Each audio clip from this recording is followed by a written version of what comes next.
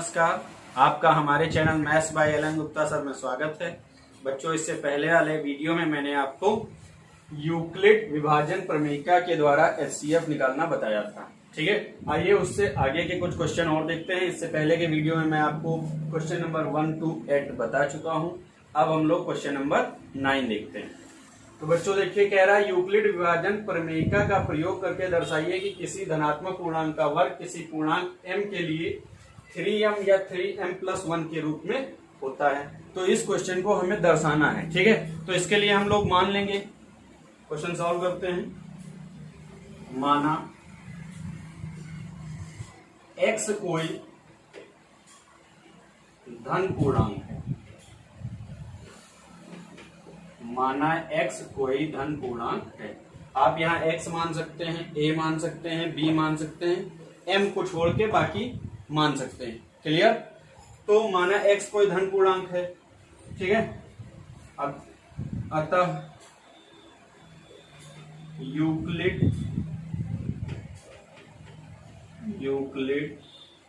विभाजन प्रमेयिका से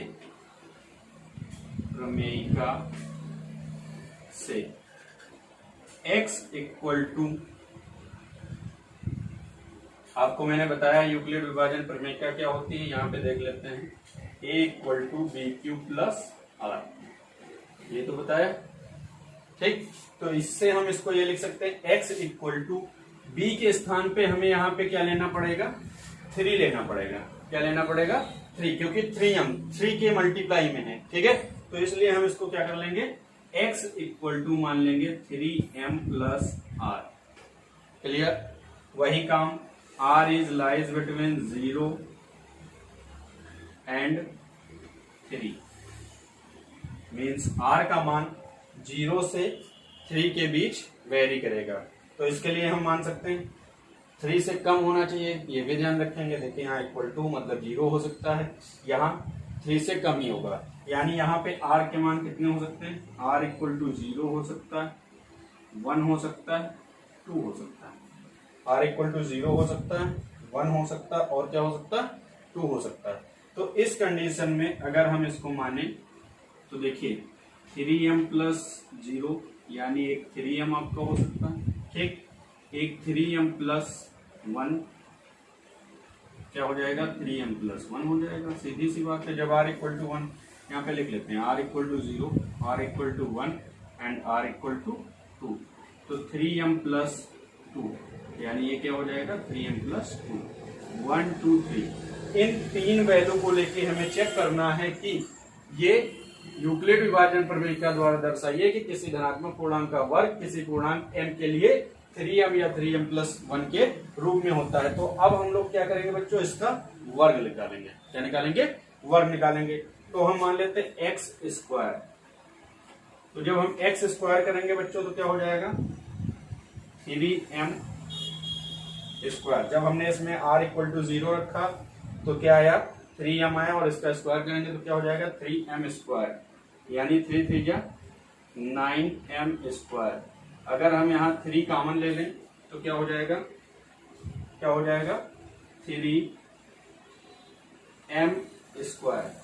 जाएगा, 3m²। भाई 3 हमने कॉमन ले लिया, क्या हो गया, 3m²। कोई समस्या? एक चीज और कर सकते हैं यहाँ पे जैसे हमने 3m माना है और हमें m के रूप में ही लाना है, तो हम अगर यहाँ पे 3m² इस तरीके से दर्शा रहे हैं तो थोड़ा सा हमारे साथ क्या हो रहा है, वही उसी पूर्णांक को हम लेके दर्शा रहे हैं। तो अगर हम चाहें तो x इक्वल टू 3m के स्थान पे हम क्या कर लें, सही ये भी है, लेकिन वही उसी वैल्यू को या उसी अक्षर को हम बार बार दर्शा रहे हैं, तो इसलिए हम 3m के स्थान पे, m के स्थान पे क्या लिख सकते हैं, कोई अन्य पूर्णांक ले सकते हैं। जैसे यहाँ पे हम क्या ले लें, q ले लें। क्या ले लें, q। अगर यहाँ पे हम q ले लेते हैं तो कोई समस्या है? यहाँ भी अगर क्या हो जाएगा, 3q हो जाएगा, यहाँ भी क्या हो जाएगा, 3q हो जाएगा, यहाँ भी क्या हो जाएगा, 3q+1 हो जाएगा, यहाँ क्या हो जाएगा, 3q+1 हो जाएगा, यहाँ क्या हो जाएगा, 3q+2 हो जाएगा, इक्वल टू 3q+2। बात समझ में आ रही ना? ये भी ले सकते थे, इसको भी हम दर्शा सकते हैं, लेकिन m में कंफ्यूजन ना हो इसलिए हम इसके स्थान पे क्या ले सकते हैं, q भी ले सकते हैं। तो देखिए यहाँ पे क्या हो जाएगा 3q स्क्वायर, ये कितना हो जाएगा 9q स्क्वायर। अब देखिए यहाँ पे 3 कॉमन ले लिया तो ये क्या हो जाएगा 3q स्क्वायर। अब लिख देंगे क्योंकि q square equal to m, जहां m क्या है, धन पूर्णांक है। क्या है, धन पूर्णांक है या कोई पूर्णांक है। ठीक है, तो इस स्थिति में इसको हम लिख सकते हैं 3 और 3q स्क्वायर आपका क्या हो जाएगा बच्चों, m हो जाएगा, यानी इसको हम क्या लिख सकते हैं 3m लिख सकते हैं। बात समझ में आ रही है? अब इसी तरीके से हम x स्क्वायर इक्वल टू अगर करें तो अब 3q प्लस 1 को ले लेते हैं अगर हम, तो क्या हो जाएगा 3q प्लस 1 का स्क्वायर। अब 3q प्लस 1 का स्क्वायर करेंगे तो 3 3 कितना हो जाएगा 9q स्क्वायर हो जाएगा। ठीक है, प्लस क्या हो जाएगा 1 हो जाएगा, प्लस a प्लस b के होल स्क्वायर से 3 2 कितना हो जाएगा 6q। इन दोनों में देखिए क्या कॉमन है, 3 कॉमन। क्या कॉमन है, 3 कॉमन। तो यहाँ क्या बचेगा 3q स्क्वायर प्लस 2q और प्लस 1। पुनः अब ये जो 3q स्क्वायर प्लस 2q है ये भी क्या होगा, पूर्णांक होगा भाई। m जब q स्क्वायर को लिया था हमने तो m क्या था, धन पूर्णांक था, तो 3q स्क्वायर प्लस 2q भी क्या आएगा, पूर्णांक आएगा। यहाँ पे आप ये भी मान सकते हैं q भी एक क्या है, पूर्णांक है भाई। जो हम लोग मानते थे a equal to B Q plus R, उसी को तो हमने लिया है, कोई समस्या तो नहीं है। ये जब q निकालेंगे तो ये कोई पूर्ण संख्या ही तो आती, कोई अदर संख्या तो आती नहीं। ठीक है, तो देखिए अब ये हम लिख लेंगे m इक्वल टू क्या हो जाएगा 3q स्क्वायर प्लस 2q, यानी कि ये क्या हो जाएगा 3m प्लस 1। क्या हो जाएगा 3m प्लस 1। अब इसी तरीके से अगर हम लोग x square equal to 3q plus 2 का स्क्वायर कर दें तो कितना हो जाएगा 3 3 9q square plus 2 2 4 plus 3 2 6 2 12q, कितना 12q। ठीक, अब देखिए इन दोनों में फिर से क्या है 3q, अगर हम कॉमन ले लें बच्चों, क्या कॉमन ले लें 3q, तो देखिए क्या आएगा, यहाँ आएगा आपका, जब हमने 3q कॉमन ले लिया तो क्या आएगा यहाँ पे बताइए, यहाँ आपका आ जाएगा 3q प्लस 4, कॉमन हो गया ना।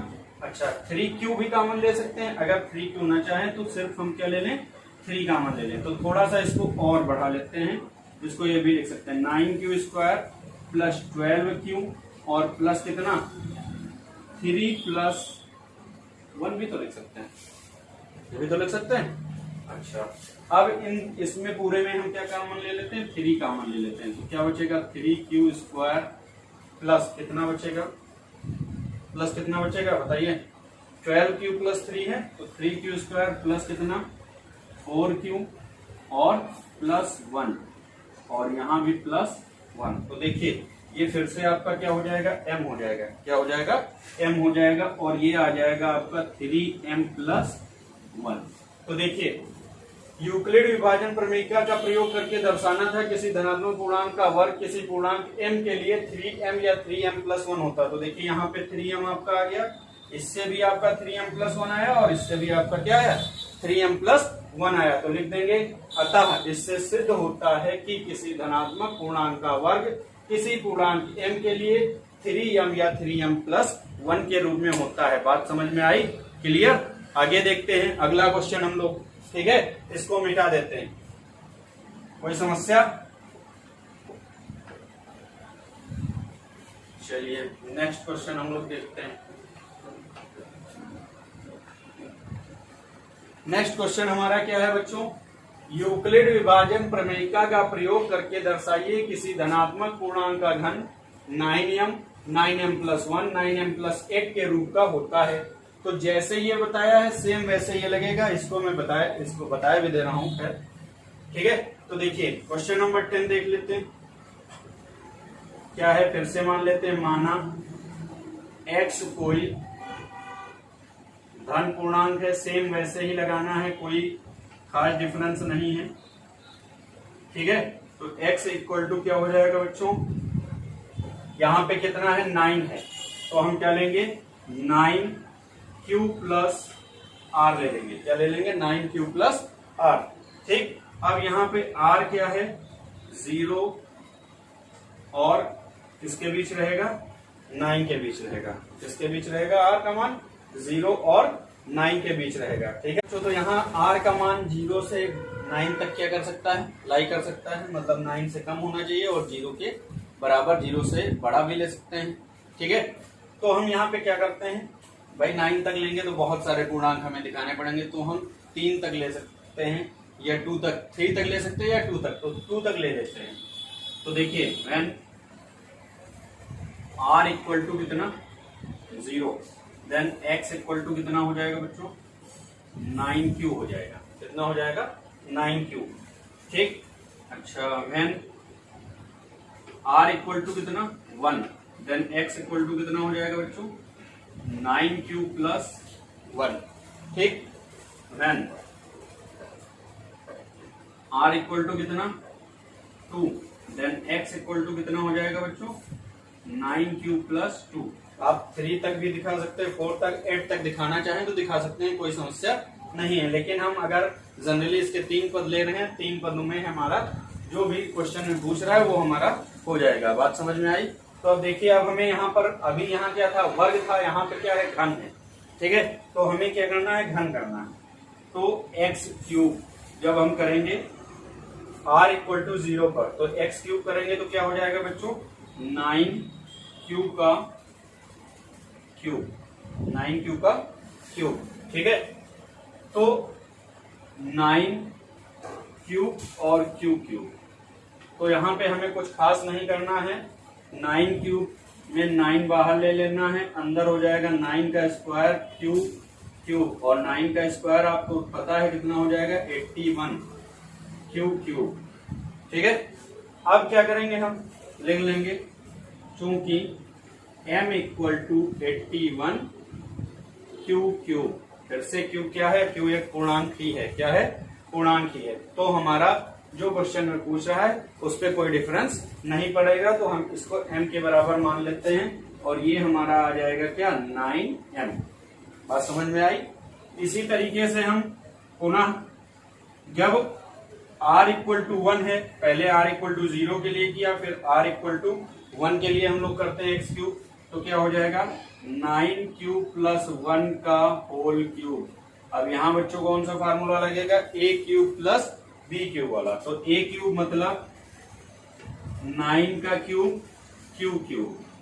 ठीक, एक का मतलब 9 का क्यूब और q क्यूब, या फिर आप सीधे ये भी लिख सकते हैं 9q का क्यूब। कोई दिक्कत, a cube plus b cube यानी 1 प्लस 3ab प्लस 3ab, तो 3 इंटू 9 क्यूब और 9 cube plus 1, a cube plus b cube plus 3ab और a प्लस b, यही तो फार्मूला होता है ना। आगे देखते हैं बच्चों, अब हम लोग क्या करते हैं बच्चों, यहाँ पे 9 क्या कर लें कॉमन ले लें, एक स्टेप यहाँ लिख लेते हैं। 9 अगर हम यहाँ कॉमन ले लें तो क्या बचेगा, ये बचेगा 81 क्यू स्क्वायर या Q cube, Q cube 9 common ले लिया तो यहाँ 9 का स्क्वायर ही तो बचेगा, तो 81 क्यू क्यूब प्लस यहाँ 9 कॉमन ले लिया तो देखिए 3 बचेगा, क्यू बचेगा 9 क्यू प्लस 1 बचेगा। ठीक, और प्लस क्या बच जाएगा, यहाँ पे 1 बच जाएगा। ठीक, तो अब हमारा m का मान क्या हो जाएगा, यहाँ पे जैसे मैंने ये लिखा, चूंकि m इक्वल टू 81 क्यूब, वैसे ही यहाँ पे m इक्वल टू आपका क्या हो जाएगा 81 क्यू क्यूब प्लस, अगर इसकी मल्टीप्लाई करना चाहें तो वो भी कर सकते हैं, 9 3 जा 27 क्यू स्क्वायर और plus 3 Q plus 3 Q. Clear? तो अब देखिए ये भी m का मान हो गया, यानी अब ये क्या हो जाएगा 9m प्लस 1। ठीक, तो देखिए 9m हो गया, 9m+1 हो गया। एक और अब हमारा बचा, तो देख सकते हैं जब r इक्वल टू 2 रखते हैं तब x³ इक्वल टू कितना हो जाएगा, 9³ + 2 का क्यूब, 9³ + 2 का क्यूब। तो देखिए भाई वही काम, 9³ का क्यूब प्लस 2 का क्यूब प्लस 3 × 9³ 3 × 9³ × 2, 3ab होगा ना, तो a के स्थान पे 9³ और b के स्थान पे 2, ठीक है। और फिर 3³ + 2, क्लियर। फिर से वही काम करना है, क्या करना है, 9 कॉमन ले लेना है, तो ये 81³ बच जाएगा, ठीक। यहाँ भी 9 कॉमन हो गया तो 3 × 2 जा कितना, 6³ हो गया, 3³ प्लस क्या हो गया, 2 हो गया, ठीक, प्लस 2 × 2 जा 4 × 2 जा कितना हो जाएगा बच्चों, 8, ठीक। अब यहाँ भी लिखेंगे क्योंकि m इक्वल टू कितना, 81³ प्लस 6 × 3 = 18, 6 × 3 = 18, ठीक है। यही तो होगा, 3³ + 2 या 9³ + 2 होगा, क्या होगा, 9³ + 2 होगा बच्चों, 9³ + 2, 9³ + 2, ठीक है। तो 6 × 9 = कितना हो जाएगा बच्चों, 54, कितना हो जाएगा, 54 Q² प्लस 6 × 2 = 12Q, तो इसके स्थान पे भी क्या हो गया, m हो गया, ठीक है। देन ये क्या हो जाएगा, 9m + 8, तो देखिए तीनों हमारे हो गए, ठीक है। तो इस तरीके से हम इसको लिख सकते हैं, अतः धनात्मक किसी धनात्मक पूर्णांक का घन, अतः किसी धनात्मक पूर्णांक का घन 9m + 1 9m + 8 के रूप का होता है, इति सिद्धम। इस तरीके से हम सिद्ध करके दिखा सकते हैं। कोई समस्या हो गई तो आप एक बार फिर से पूछ सकते हैं, हालांकि कोई ऐसी दिक्कत वाली बात नहीं है। आइए देखते हैं अगले क्वेश्चन में हम लोग क्या करेंगे बच्चों, ठीक है। इसको मिटा दें, नोट कर लीजिए आप लोग। अगला क्वेश्चन देखते हैं। देखिए बच्चों, क्वेश्चन को समझने की बात है, अगर आप क्वेश्चन समझ गए तो फिर आपको दोबारा देखने की आवश्यकता नहीं है, ठीक है। अब आगे हम लोग देखते हैं बच्चों, क्वेश्चन नंबर 11 कह रहा 414 567 693 का एचसीएफ ज्ञात करो। सेम वही प्रक्रिया हमें अप्लाई करनी है जो हमने एचसीएफ इससे पहले मैंने आपको कई सारे क्वेश्चन बताए हैं, तो ये आप स्वयं लगाएंगे। क्वेश्चन नंबर 12 कह रहा दर्शाइए कि धनात्मक पूर्णांक का वर्ग किसी पूर्णांक q के लिए या तो 4q या तो 4q + 1 के रूप का होता है। अभी इससे पहले मैंने आपको ऐसा ही क्वेश्चन बताया हुआ है, ठीक है। फिर तो ये आप सेम क्वेश्चन नंबर 9 जैसा लगाएंगे। फिर क्वेश्चन नंबर 13 कह रहा 378 180 420 का एचसीएफ ज्ञात कीजिए, किससे, यूक्लिड विभाजन प्रमेय द्वारा। तो ये भी आपको पता है कि यूक्लिड विभाजन प्रमेय द्वारा इसका कैसे निकाला जाता है एचसीएफ, ये भी मैंने बताया, तो ये भी आप स्वयं लगाएंगे। अब हमारे पास क्वेश्चन बच रहा है बच्चों 14 और 15, दोनों एक ही जैसे क्वेश्चन है, दोनों में क्या एक क्वेश्चन मैं आपको बताया दे रहा हूँ, अगला आप स्वयं लगाएंगे। कह रहा है यूक्लिड की विभाजन प्रमेय का प्रयोग करते हुए ऐसी सबसे बड़ी संख्या ज्ञात कीजिए जिससे 398 436 और 542 को भाग लेने पर शेषफल क्रमशः 7 11 और 15 प्राप्त हो। तो आइए देखते हैं कैसे लगाएंगे संख्याएं। पहले हम लोग क्वेश्चन नंबर 14 देख रहे हैं, पहले हम लोग संख्याएं लिख लेते हैं, कितनी क्या क्या दी है, 398 436 और 542। शेषफल क्या है, शेषफल कितना बच रहा है बच्चों, जब ये संख्या है तो शेषफल कितना बच रहा है, 7 11 और 15। तो हम क्या करेंगे, ऐसी सिचुएशन में जहां भी, जैसे ये भी एक क्वेश्चन, तो इसमें भी और इसमें भी ऐसी सिचुएशन में क्या करेंगे, जो भी शेषफल जिस क्रम में दिया है उसको उस क्रम में उस संख्या से घटा देंगे। जैसे यहाँ 398 है तो यहाँ पहला शेषफल कितना 7 है, तो क्या करेंगे 398 माइनस क्या कर देंगे 7 कर देंगे। 398 माइनस 7 तो कितना बचेगा बच्चों, 391 बचेगा। कितना बचेगा 391। इसी तरीके से 436 दिया है, माइनस कितना कर देंगे इससे 11 कर देंगे, तो कितना बचेगा बच्चों 425 बचेगा। फिर इसके बाद अगली संख्या क्या है 542 है। ठीक, इससे क्या माइनस कर देंगे 15 माइनस कर देंगे तो कितना बचेगा 542 से अगर हम 15 माइनस कर देंगे कितना बचेगा भाई 10 माइनस करेंगे 532 बचेगा और 5 और माइनस हो जाएगा तो कितना बचेगा 527 बचेगा। क्लियर, इतनी बात जान गए। अब ये हमारी मेन संख्याएं हो जाएंगी। ठीक है, अब इनका हम लोग क्या कर लेंगे एचसीएफ ज्ञात कर लेंगे, हमें पता चल जाएगा कि वह बड़ी से बड़ी संख्या क्या है। क्या करना है फिर से देख लीजिए, जो भी संख्याएं दी हैं उनमें से शेषफल ज्ञात कर घटा लेना है। शेषफल घटाने के बाद जो संख्याएं आएंगी उनका हमें क्या ज्ञात करना है एचसीएफ ज्ञात करना है। तो ठीक है, अब इन तीनों में सबसे छोटी संख्या क्या है 391, तो हम लोग पहले 391 और 425 को लेते हैं और इससे क्या ज्ञात करते हैं इसका एचसीएफ ज्ञात करते हैं। तो देखिए 391 425 वन टाइम लग जाएगा, वन टाइम लगेगा कितना आएगा 391 आएगा। 5 से 1 जाएगा बच्चों कितना बचेगा 4 और 12 से 9 जाएगा कितना बचेगा 3, कितना बचेगा 3 बचेगा। आगे क्या करना है हमको 391 को डिवाइड कर देना है इससे, ठीक है 34 से, तो कितनी बार लग जाएगा 34 इंटू 10 कितना हो जाएगा 340, लेकिन तब भी तो ज्यादा है तो 34 इंटू कितनी बार हम लगा सकते हैं 12 बार लगा के देखते हैं।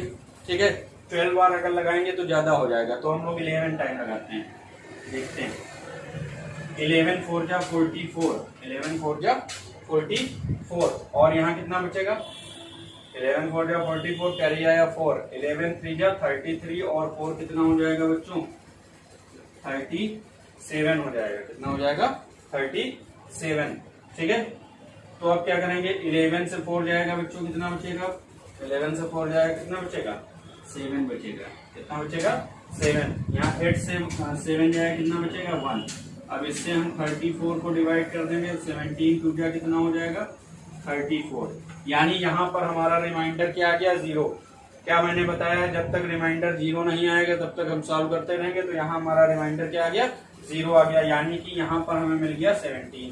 ठीक है, अब इसी तरीके से हम लोग किसके लिए देखते हैं 391 और 527 के लिए, 391 और 527 के लिए तो वही काम करते हैं। 391 से हम लोग 527 को डिवाइड करते हैं, तो 1 टाइम डिवाइड करेंगे कितना हो जाएगा 391, 7 से 1 जाएगा बच्चों कितना बचेगा 6। ठीक, 12 से 9 जाएगा कितना बचेगा 3, 4 से 3 जाएगा बचेगा 1। ठीक है, 391 कितनी बार लग जाएगा बच्चों 3 टाइम, 3 टाइम नहीं लगेगा, ज्यादा हो जाएगा 2 टाइम लगेगा। 2 6 जा कितना 12, 2 3 जा 6 और 1 7, 2 1 जा 2। अब 11 से 2 जाएगा कितना बचेगा बच्चों 11 से 2 जाएगा बचेगा 9। ठीक, और यहाँ कितना बचा 8, 8 से 7 जाएगा कितना बचेगा 8 से 7 जाएगा कितना बचेगा बताइए 1 बचेगा और फिर 1 बचेगा। ठीक है, अब इससे हम किसको डिवाइड करेंगे 136 को, तो कितनी बार लगाएंगे 1 टाइम लगाएंगे, फिर कितना आ जाएगा 119 आ जाएगा। ठीक, अब 119 अगर इससे हम घटा दें तो कितना बचेगा 17 बचेगा, और 17 से 119 को हमें क्या करना है फिर डिवाइड करना है, तो कितनी बार लग जाएगा 7 टाइम, कितनी बार लग जाएगा 7 टाइम। ठीक है, कितना आ जाएगा 119। ठीक, यहाँ भी रिमाइंडर क्या आ गया 0। अब इन दोनों में देखिए कॉमन फैक्टर क्या आया 17। ठीक, तो इसका जो एचसीएफ आएगा वो क्या आएगा 17, अतः वह सबसे बड़ी संख्या क्या होगी 17 होगी, जिससे 398, 436 और 542 को भाग देने पर शेषफल क्रमशः 7, 11 और 15 प्राप्त होगा। इसी तरीके से बच्चों क्वेश्चन नंबर 15 भी आप लगाएंगे। मिलते हैं अब हम लोग नेक्स्ट वीडियो में। ठीक है, क्लियर, आगे देखते हैं।